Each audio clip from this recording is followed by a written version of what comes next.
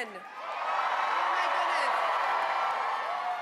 I am so excited to be here today, and it is an honor to welcome Kamala Harris back to our state.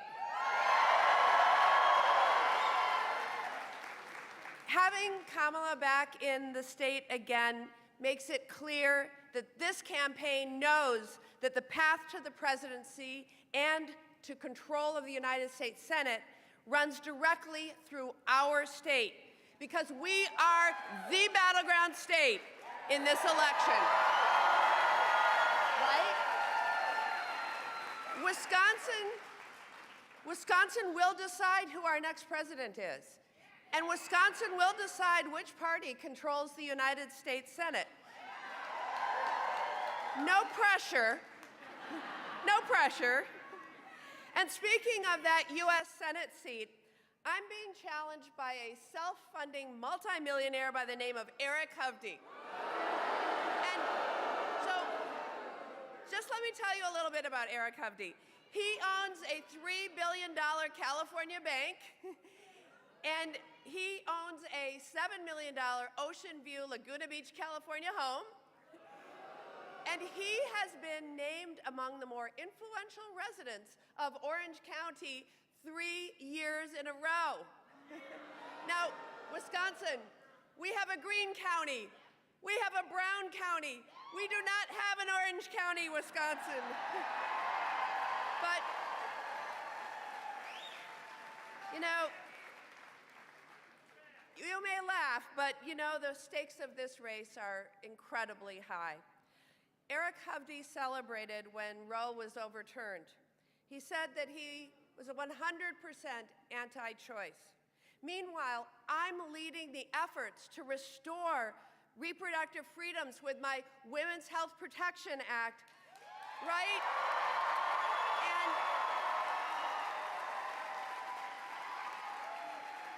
I want women, not politicians, to decide their own health care.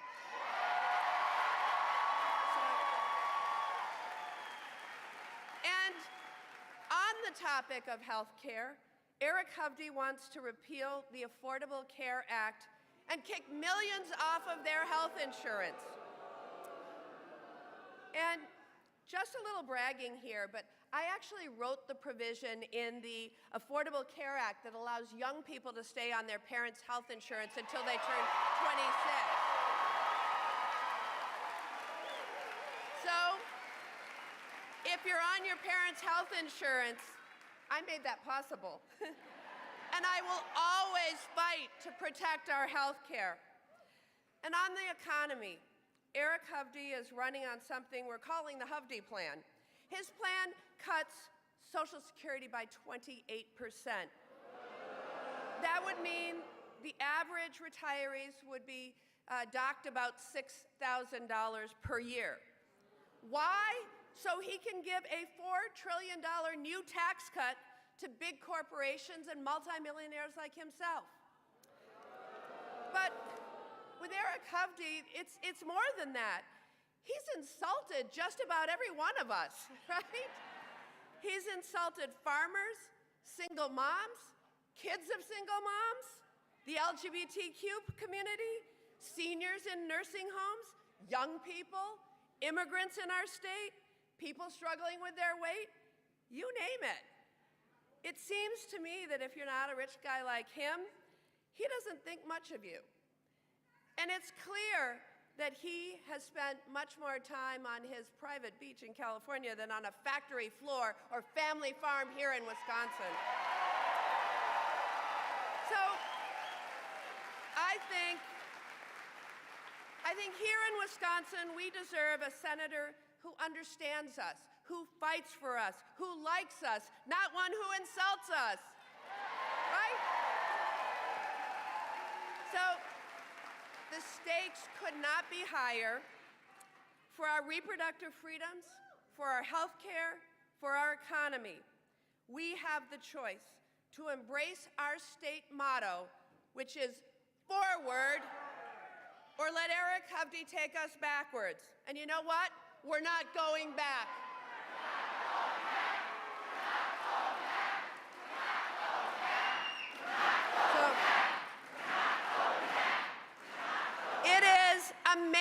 amazing to see all of you here. This is so exciting to be in Wisconsin with all of you, and of course our special guests.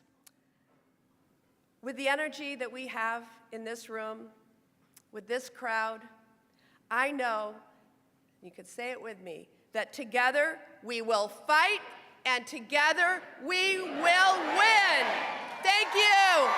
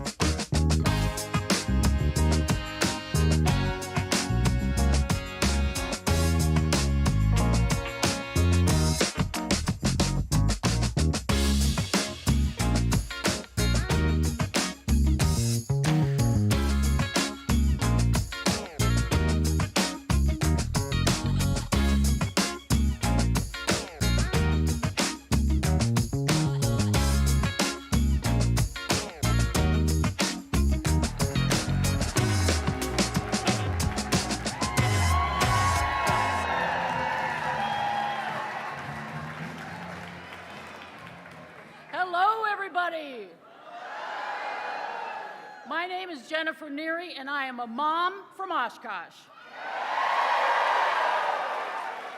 It is such an honor to be here to welcome Vice President Kamala Harris to our community.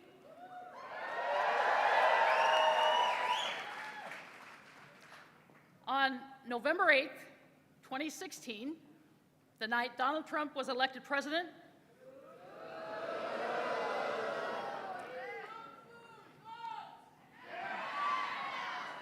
I was in Children's Hospital with my son, Casimir. He was 17, and he had recently been diagnosed with a type of cancer called non-Hodgkin's lymphoma. He was going through his third round of chemotherapy.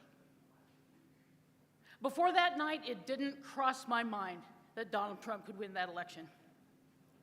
But as I sat there at Casimir's bedside, watching the returns come in on the TV, it felt like the floor had dropped out underneath me.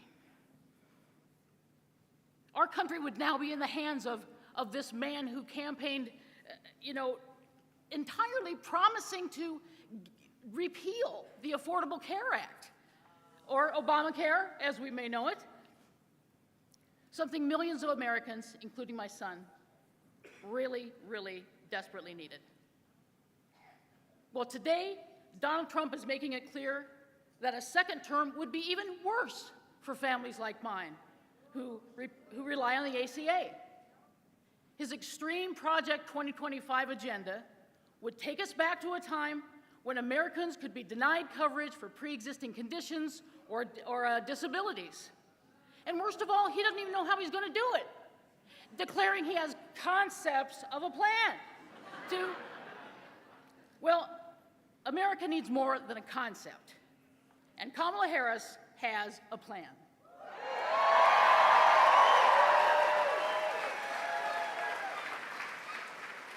When elected,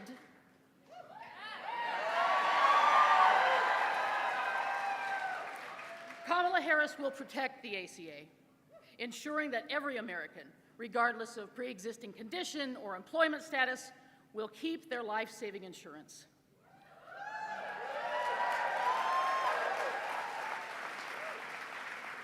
Since being elected Vice President, Kamala Harris has strengthened the ACA. She negotiated with big drug companies to cap out-of-pocket costs for prescription drugs for those seniors on Medicare, and she won't stop there as president.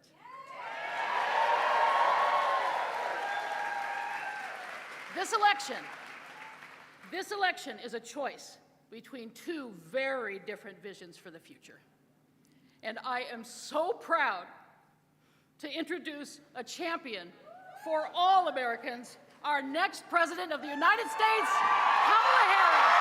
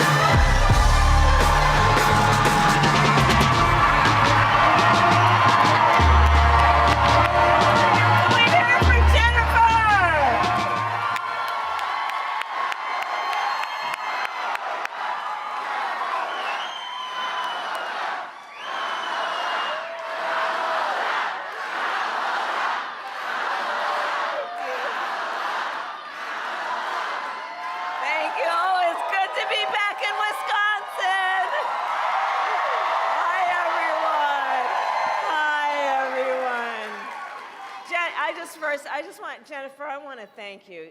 Jennifer and I had a time to visit backstage, and we first met in 2020 on a Zoom talking about the Affordable Care Act, and your son is doing well now. You are an incredible leader, and I thank you so very much. Let's hear it for Jennifer, please. Thank you. Thank you. Thank you. All right, Wisconsin, are we ready to do this?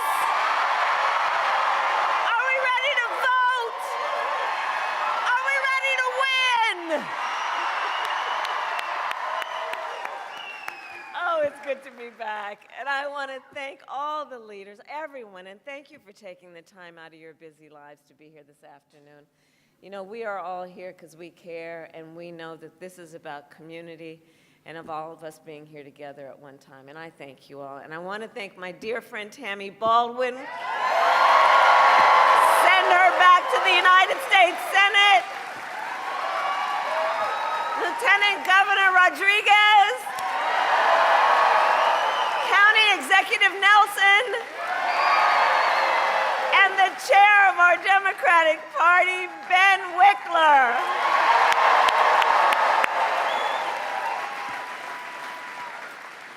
All right, we have work to do. Okay, Wisconsin, 4 days left in probably one of, if not the most consequential elections of our lifetime. And we have work to do still. We have a lot of work to do, but we like hard work. Hard work is good work. Hard work is joyful work. And make no mistake, we will win. We will win. We will win. We will win. And one of the reasons, and yes, we will win. And we will win, and we will win because we are the type of people who we know when you know what you stand for, you know what to fight for. You know what to fight for, right? And in this election, we have an opportunity to finally turn the page on a decade of Donald Trump trying to keep us divided and afraid of each other. We're done with that. We're done. We're exhausted with that. And we know that's who he is, but Wisconsin, that's not who we are. That's not who we are. That's not who we are, and it is time for a new generation of leadership in America.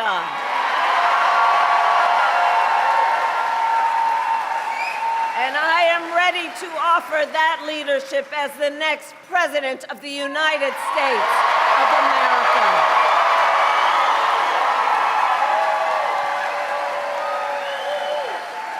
And Wisconsin, you know me, I'm not afraid of tough fights. For decades, clearly, for decades, I was a prosecutor and the top law enforcement officer of the biggest state, and I won fights against the big banks who ripped off homeowners, against for-profit colleges that scammed veterans and students, against predators who abused women and children, against cartels that trafficked in guns and drugs and human beings. And I pledge to you, if you give me the chance to fight on your behalf as president, there is nothing in the world that will stand in my way.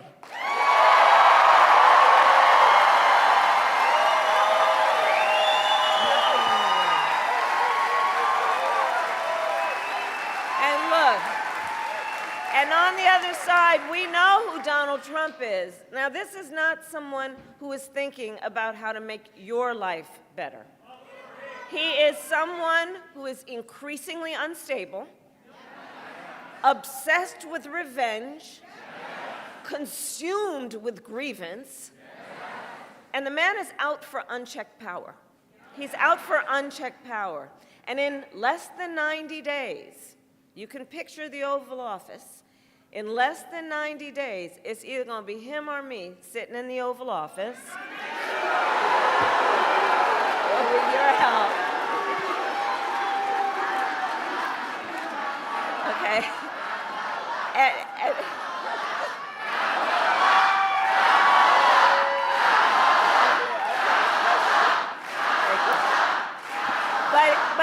But let's help the friends and family and neighbors who are not here right now. Imagine that for a minute, right? January 20th, Oval Office. It's either going to be him sitting in there poring over and stewing over his enemies list, or when I am elected, it will be me walking in there on your behalf working on my to-do list. Because we got work to do. Because we have work to do. And at the top of my list is bringing down the cost of living for you. That will be my focus every single day as president, including I will give a middle-class tax cut to over 100 million Americans. We will enact the first ever federal ban on corporate price gouging on groceries. And fight to make sure that hardworking Americans can actually afford a place to live. And one of the things that we were talking about backstage is about the importance of people being able to care for their family members, and including and in particular their elder family members. And some of you may know, and this is personal for me, as are so many of these issues. I took care of my mother when she was sick. And I know what it is in terms of taking care of someone and just trying to cook the things that they feel like eating, right? Just trying to help them put on a sweater. Trying to think from time to time, what can I do to put a smile on their face or make them laugh? It is important work, and it is work that is about dignity. It's about dignity. And if you are caring then for an elderly parent or relative, my plan is to cover the cost of home care under Medicare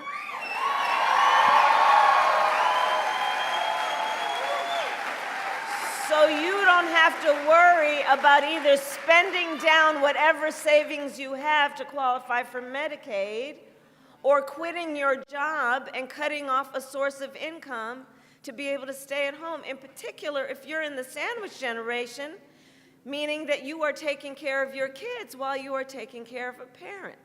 It's about dignity.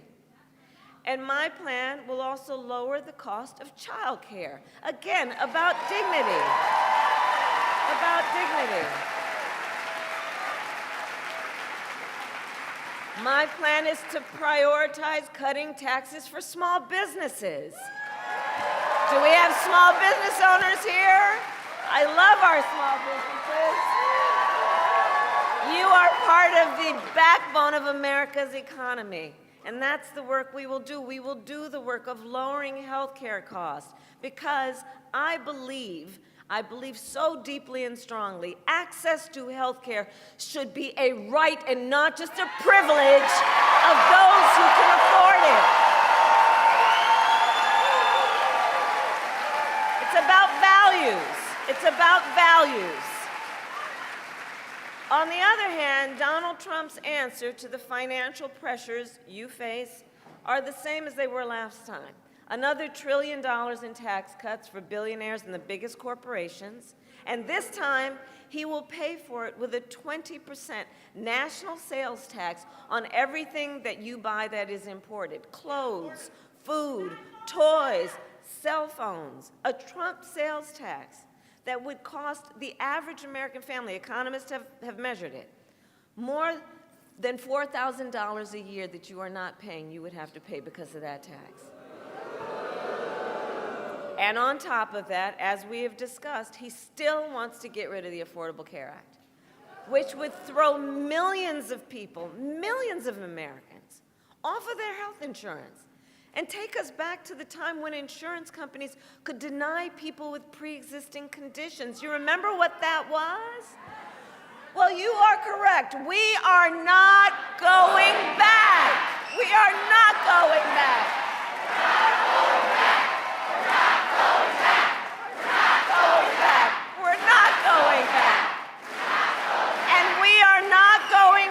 Because just like Wisconsin's state motto tells us, we will move forward. We will move forward. You guys know that best. So ours is a fight for the future, and it is a fight for freedom. Like the fundamental freedom of a woman to be able to make decisions about her own body and not have her government tell her what to do.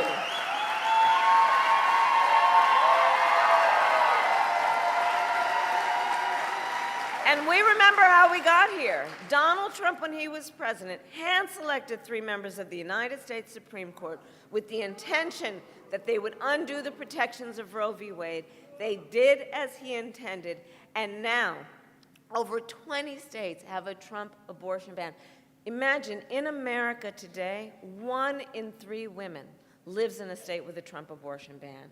Many with no exceptions, even for rape and incest, which is immoral. And Donald Trump's not done. He would ban abortion nationwide, yes, even here in Wisconsin were that to happen, and he would restrict access to birth control, put IVF treatments at risk, and force states, get this, to monitor women's pregnancies. Just Google Project 2025, which I still can't believe they put in writing. And let us agree, one does not have to abandon their faith or deeply held beliefs to agree the government shouldn't be telling her what to do. Not the government. Not the government. Not the government.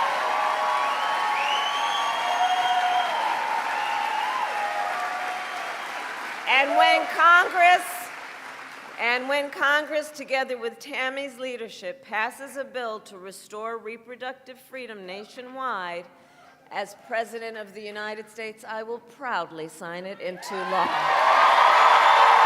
I will proudly sign it into law.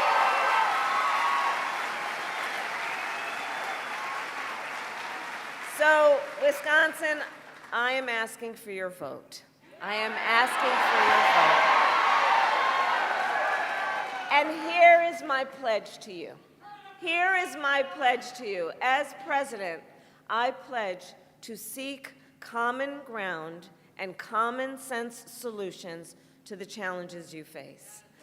I pledge that I am not looking to score political points. I am looking to make progress. And I pledge to listen to those who will be impacted by the decisions I make. I will listen to experts. I will listen to the people who disagree with me. Because you see, unlike Donald Trump, I don't believe that people who disagree with me are the enemy. He wants to put them in jail. I'll give them a seat at the table. That's what a democracy is about. That's what leaders do.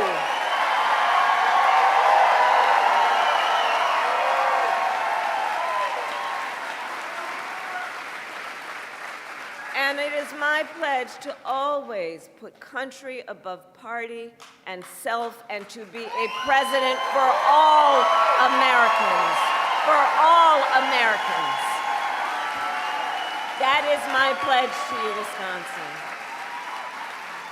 So let me ask, we're 4 days out. Who here has already voted? Oh, wow!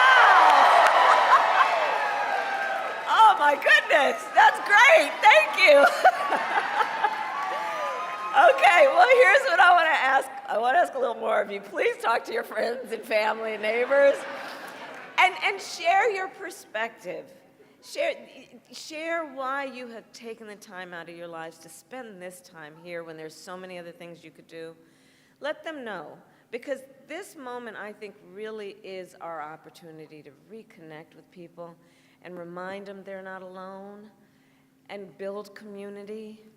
And so please, share with them why this election is important to you and encourage them to make their voices heard. And for anyone who's not yet voted, no judgment. But please take a moment now to just think about what your plan will be for when and where you will vote. And please go to iwillvote.com. Yes, I have a website. For all the information you might need about when and where you can go to vote and where to drop off your absentee ballot.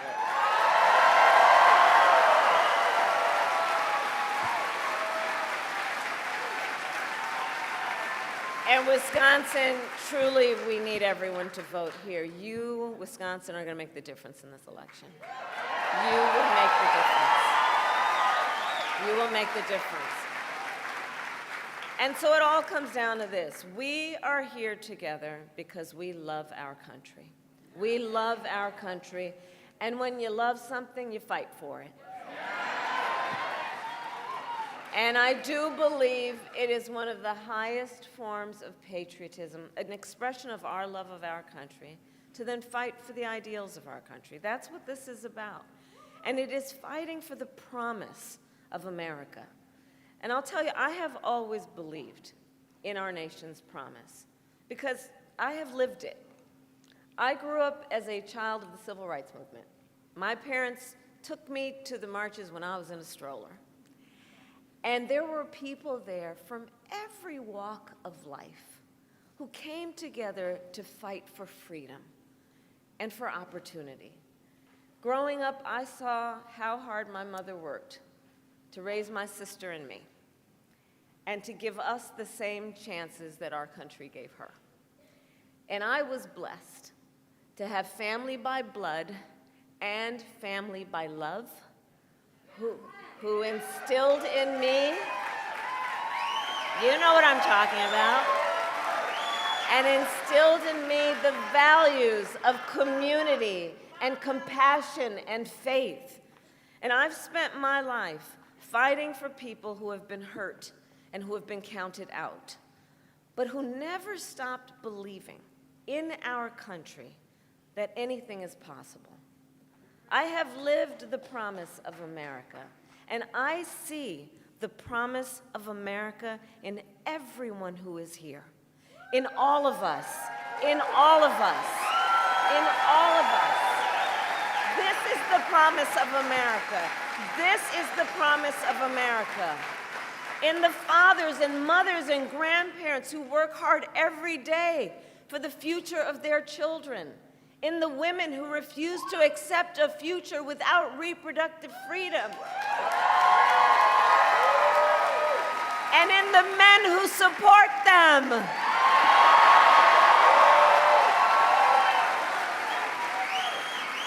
In Republicans who have never voted for a Democrat before but are putting the Constitution of the United States above party. Right? The promise of America is all around us. It is in the young leaders who are voting for the very first time. Where are you? Where are you? Oh, I love Gen Z. I really do. You know what I love about this generation? You all are rightly impatient for change. You know? You are determined to live free from gun violence, to take on the climate crisis. You guys are going to shape the world you inherit. And for this generation, none of these issues is theoretical for them. It's not political for them. For you all, it is a lived experience. It is a lived experience. That's right. And I see you, and I see your power. And I am so proud of you when I think about the future of our nation.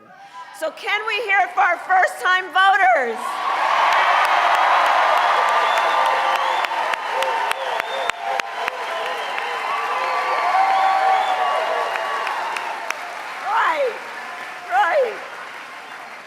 Right. All right, so Wisconsin, 4 days. 4 days to get this thing done, and no one can sit on the sidelines. Well, let's spend the next 4 days so that when we look back on these 4 days, we have no regrets that we did everything that we could. So let's knock on doors, let's text and call voters, let's reach out to family and friends and classmates and neighbors and coworkers. And as we do, please, I do ask you, let us be intentional about building community. Let us be intentional about building coalitions. Let us remind each other and others that we have so much more in common than what separates us. Let us do that. There is power in that. It will strengthen our country. And we'll remind folks also, your vote is your voice, and your voice is your power. It is your power.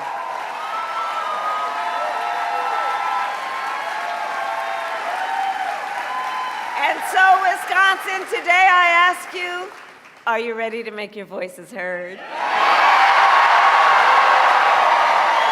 Do we believe in freedom? Do we believe in opportunity?